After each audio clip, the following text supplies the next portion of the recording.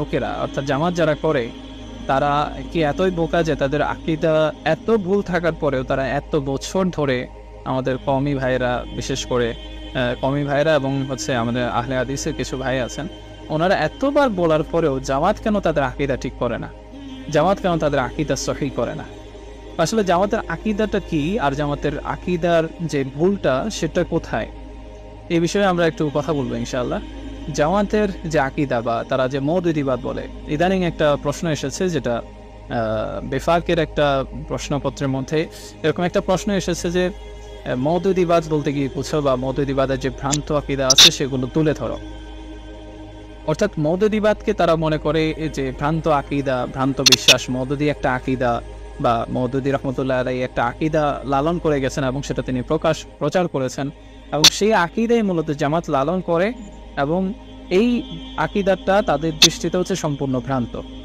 এখন জামাতের কি আকীদা এবং মওদুদি রহমতুল্লাহ আলাইহির কি আকীদা ছিল এবং মওদুদির ব্যাপারে জামাতের কি ধারণা, মওদুদি রহমতুল্লাহ আলাইহিকে জামাত আসলে কি মনে করে, আকীদার ইমাম মনে করে, ফিকার ইমাম মনে করে, নাকি জাস্ট একজন সাধারণ নেতা মনে করে, একটা ইসলামী আন্দোলনের নেতা মনে করে?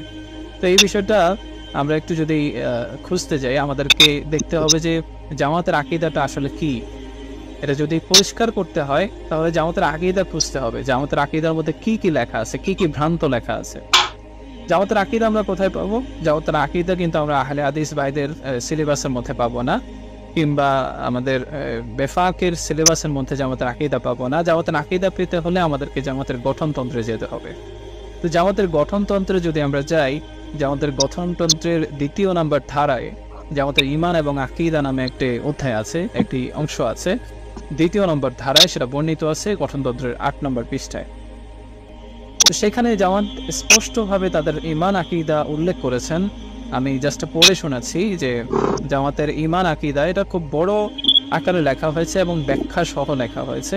আমি জাস্ট মেইন পয়েন্টটা তুলে ধরছি যে এখানে বলা হচ্ছে যে কোরআন এবং সহিহ হাদিসে নির্দেশিত ঈমান আকীদাই জামাত ইসলামের অনুসারীগণ পোষণ করিয়া থাকেন, যাহার মূল কথা হইল লা ইলাহা ইল্লাল্লাহ মুহাম্মাদুর রাসূলুল্লাহ, অর্থাৎ আল্লাহ তাআলা ব্যতীত কোনো ইলাহ নেই, মুহাম্মদ সাল্লাল্লাহু আলাইহি ওয়াসাল্লাম আল্লাহ তাআলার রাসূল। এটাই হচ্ছে জামাতের আকীদা।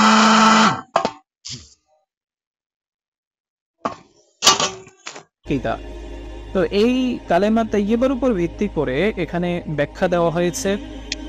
যেহেতু কালেমা তাইয়্যিবার মধ্যে 2টা অংশ আছে, একটা হচ্ছে লা ইলাহা ইল্লাল্লাহ আর একটা হচ্ছে মুহাম্মাদুর রাসূলুল্লাহ। লা ইলাহা ইল্লাল্লাহর ব্যাখ্যা দেওয়া হয়েছে 6টি পয়েন্টে এবং মুহাম্মাদুর রাসূলুল্লাহ সাল্লাল্লাহু আলাইহি ওয়াসাল্লাম এটার ব্যাখ্যা দেওয়া হয়েছে 7টি পয়েন্টে এবং বিস্তারিতভাবেই তুলে ধরা হয়েছে।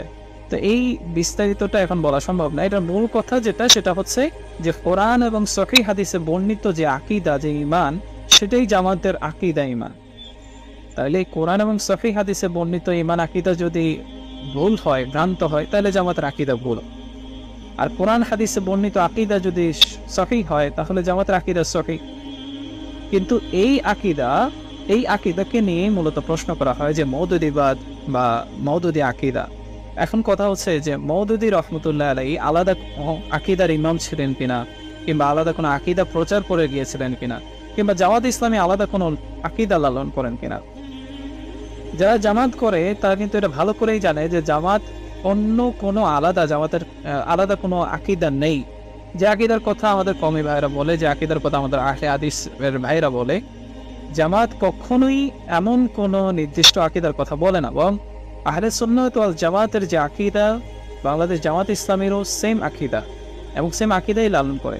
বাংলাদেশ জামাত ইসলামের সিলেবাসের অন্তর্ভুক্ত একটা টপিক আপনাদেরকে আমি পড়ে শোনাই যে মাওলানা মওদুদি রহমতুল্লাহ আলাইহির ব্যাপারে জামাতের কি ধারণা এবং আকীদার ব্যাপারে জামাতের কি ধারণা। তো সেই সিলেবাসের মধ্যে উল্লেখ আছে যে 20 শতাব্দীর অন্যতম শ্রেষ্ঠ ইসলামী চিন্তাবিদ মাওলানা মওদুদি রহমতুল্লাহ আলাইহি যেহেতু নতুন কোনো ফিকা বা আকীদের উদ্ভাবনী করেন নাই, তাই তাকে ফিকা বা আকীদের ইমাম মনে করার কোনো প্রশ্নই আসে না।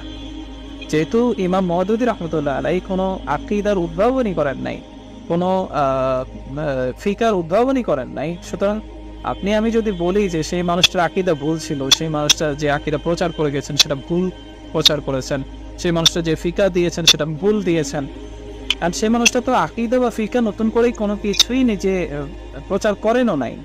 যে মানুষটা উদ্ভাবনী করেন নাই, আপনি সেটার জন্য তাকে তোহমত দিচ্ছেন, তাকে অপবাদ দিচ্ছেন যে সেই মানুষটার আকীদা ভুল ছিল, সেই মানুষটার যে প্রচার করা আকীদা, মওদুদিবাদ আকীদা সেটা ভ্রান্ত ছিল।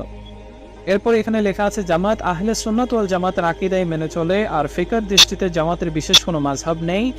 যারা জামাতে শরীক হন তারা চার মাযহাবের যে কোনো মাযহাবের অথবা আহলে হাদিসেরও অনুসরণ করতে পারেন।